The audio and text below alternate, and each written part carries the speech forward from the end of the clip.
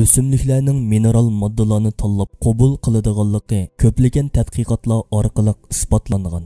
O'simliklarning shundoq moddalarni tanlashi uchun hujayra posti va devori alohida qurilmaga ega qilingan.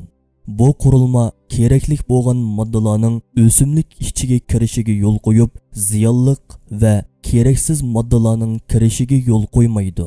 Xuddi bir tantarbiya maydoniga kirish uchun ishik tuviga to'plashib olgan insonlarga o'xshash xilma-xil moddalarmi o'simliklarning ichiga kirish uchun to'plashadi.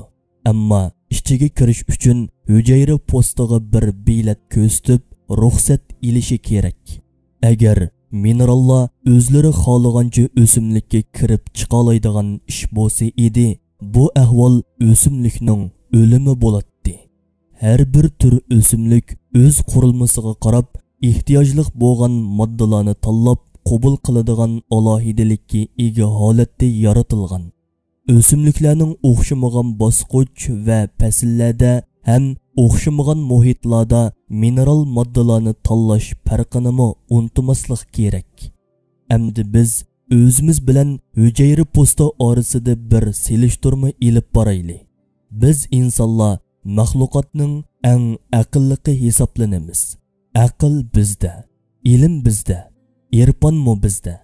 Shundaqdimi kunlik ozuqliq ehtiyojimizning nimaligini, bu ehtiyojimizni eng mukammal shaklda qaysi ozuqlardan qamdishimiz kerakligini va qanchalik miqdorda iste'mol qilishimiz kerakligini bilmaymiz.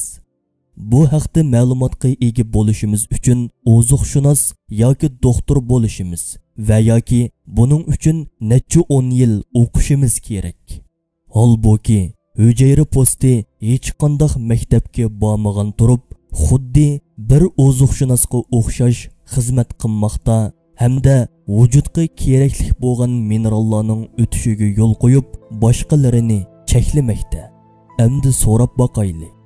Bu ishning haqiqiy ishga oshiruvchisi hujayra postimi yoki parda oqisida bu ishlarni boshqarib turadigan hikmat sohibi bir zot bormi?